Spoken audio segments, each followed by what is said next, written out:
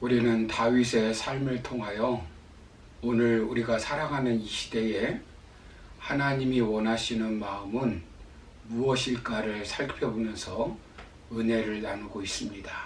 어제 우리는 죄를 폭로하는 나단 선지자의 말을 듣고 다윗은 내가 범죄하였다고 지성적으로 인정하는 마음을 가졌다라고 말씀드렸습니다. 이처럼 자신의 죄를 솔직하게 인정하는 이런 회개하는 마음을 하나님이 원하십니다. 우리는 죄를 짓고 살 수밖에 없는 존재입니다. 그런데 죄를 짓지 않으려고 노력하는 것도 중요하지만 더 중요한 것은 죄를 짓고 솔직하게 인정하는 것입니다. 그리고 하나님 앞에 자신의 죄를 알고 회개하는 것입니다. 오늘은 어제에 이어서 나단 선지자의 말을 듣고 다윗이 어떻게 했을까요? 두 번째로 죄를 용서해달라고 감성적으로 하나님께 통해 자복하는 마음을 가졌습니다. 시편 51편 1절 2절을 보시면 하나님이여 주의 인자를 따라 내게 은혜를 베푸시며 주의 많은 긍휼을 따라 내 죄악을 지워 주소서. 나의 죄악을 맑게 씻으시며 나의 죄를 깨끗이 제하소서라고 기도하고 있습니다. 무엇에 근거하여 용서해 달라는 것입니까? 하나님의 인자, 하나님의 은혜, 하나님의 긍휼입니다. 시편 51편 9절을 보시면 주의 얼굴을 내 죄에서 돌이키시고 내 모든 죄악을 지워주소서라고 기록하고 있습니다. 자신의 죄를 깨끗하게 하시는 분은 하나님이라는 사실을 알고 용서해달라고 강구하고 있습니다. 다윗은 하나님께 자신의 죄를 지워달라고 고백하고 있습니다. 우리도 죄사함 받기 위해서는 다윗처럼 하나님 앞에 나아가 하나님의 은혜를 구해야 합니다. 인간은 스스로 자신의 죄를 사할 수도 없고 또 다른 사람들의 죄를 사할 수도 없습니다. 우리의 죄를 사해 주실 수 있는 분은 오직 하나님밖에 없습니다. 그러므로 우리는 독생자 예수 그리스도를 십자가에 내어주신 하나님의 은혜를 힘입어 죄 사함을 구해야 합니다. 우리가 죄를 고백하고 용서를 구할 때 하나님께서는 우리의 죄를 깨끗하게 용서해 주십니다. 다윗은 간음죄와 살인죄를 짓고 형식적으로 회개한 것이 아닙니다. 시편 6편 6절 이하를 보시면 내가 탄식함으로 피곤하여 밤마다 눈물로 내 침상을 띄우며 내 요를 적시나이다. 내 눈이 근심으로 말미암아 쇠하며 내 모든 대적으로 말미암아 어두워졌나이다. 악을 행하는 너희는 다 나를 떠나라.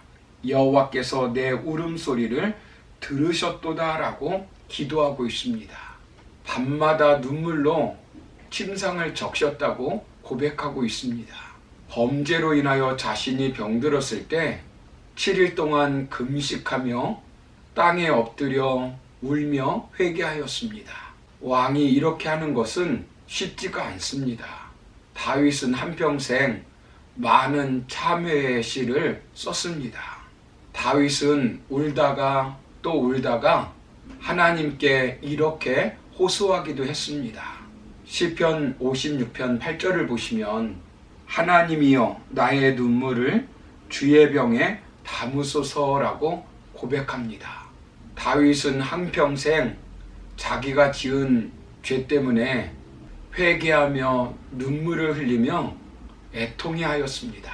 이렇게 회개하는 마음을 하나님이 기쁘게 받으셨습니다. 여러분, 하나님께서 다윗이 흘린 회개의 눈물을 얼마나 기쁘시게 여기셨을까요? 시편 51편 17절을 보시면 하나님께서 구하시는 제사는 상한 심령이라. 하나님이여 상하고 통회하는 마음을 주께서 멸시하지 아니하시리다라고 말씀합니다. 물론 죄를 짓지 않으려고 노력해야 합니다. 그러나 죄를 지을 때 그 상한 심령을 가지고 하나님은 기뻐하십니다. 예수님은 의인을 구하러 이 세상에 오신 것이 아니라 죄인을 구원하려고 이 땅에 오셨다고 분명히 말씀하셨습니다. 그래서 다윗은 시편 32편 1절 2절에서 이렇게 고백하고 있습니다. 허물의 사함을 받고 자신의 죄가 가려진 자는 복이 있도다. 마음에 간사함이 없고 여호와께 정죄를 당하지 아니하는 자는 복이 있도다. 즉 하나님께 죄사함을 받은 자는 복이 있다는 것입니다. 그런데 하나님께 그 죄를 용서함 받으려면 회개해야 한다는 것입니다. 그러므로 우리도 죄를 졌을 때 애통해야 하며 하나님께 회개하시기를 바랍니다. 세 번째는 의지적으로 다시는 죄를 짓지 않으려 하는 마음을 가져야 합니다. 시편 51편 10절을 보시면 하나님이여 내 속에 정한 마음을 창조하시고 내 안에 정직한 영을 새롭게 하소서라고 말씀합니다.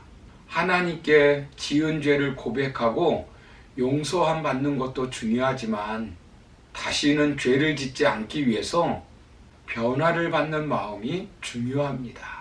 죄를 완전히 끊어버리지 못하면 그것은 진정한 회개가 아닙니다. 인간의 힘으로 완전히 끊기가 어렵습니다. 그래서 다윗은 시를 지어 드러내놓고 자신의 죄를 공포합니다. 잘못을 인정하고 홀로 참회하는 것으로 끝나는 것이 아니라 선지자 앞에서 신하들 앞에서 백성들 앞에서 자신의 죄를 온 천하에 드러내는 것입니다. 얼마나 자존심 상하고 수치스럽겠습니까? 그러나 스스로 죄를 이길 수 없다는 것을 깨닫고 어떻게 합니까? 시편 51편 11절을 보시면 나를 주 앞에서 쫓아내지 마시며 주의 성령을 내게서 거두지 마소서라고 말씀합니다.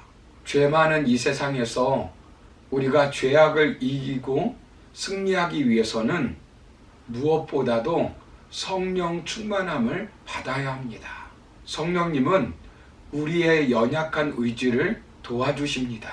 사도 바울은 로마서 8장 26절에서 이와 같이 성령도 우리의 연약함을 도우시나니 우리는 마땅히 기도할 바를 알지 못하나 오직 성령이 말할 수 없는 탄식으로 우리를 위하여 친히 간구하시느니라 라고 말씀합니다.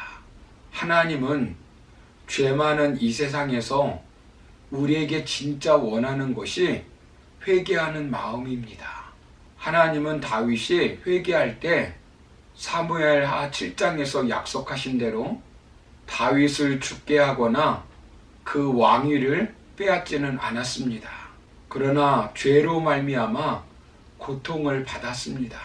시편 31편 10절을 보시면 내 기력이 나의 죄악 때문에 약하여지며 나의 뼈가 쇠하도소이다 라고 고백하고 있습니다.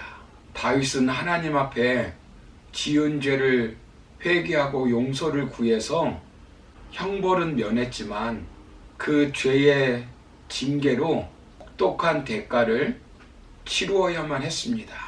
다윗으로부터 낳은 배다른 아들 암몬이 이봉두의 다말을 성폭행하는 일이 벌어졌습니다.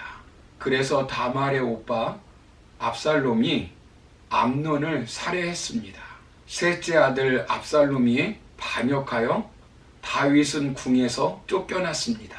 압살롬은 아버지를 죽이려고 하다가 결국에 다윗의 군사들에게 처참하게 죽임을 당하였습니다.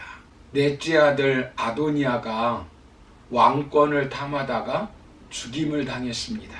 다윗은 이 모든 것이 왜 일어났는지를 분명히 알았습니다. 다윗이 지은 죄의 대가로 많은 고통을 당해야만 했습니다.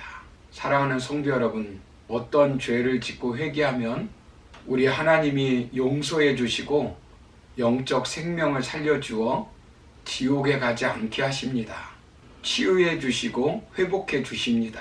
그러나 뿌린 죄의 씨앗의 파괴력은 무섭다는 사실을 잊지 말고 죄를 반복적으로 짓지 않도록 성령님을 의지하며 살아야 합니다. 그러므로 우리는 내가 지은 죄에 대해서 지성적으로 알고 감성적으로 통해 자복하고 의지적으로 다시는 죄를 짓지 않겠다고 결단하고 회개함으로 죄 용서함 받고 이 시대의 금그릇처럼 쓰임받기를 주님의 이름으로 축원합니다.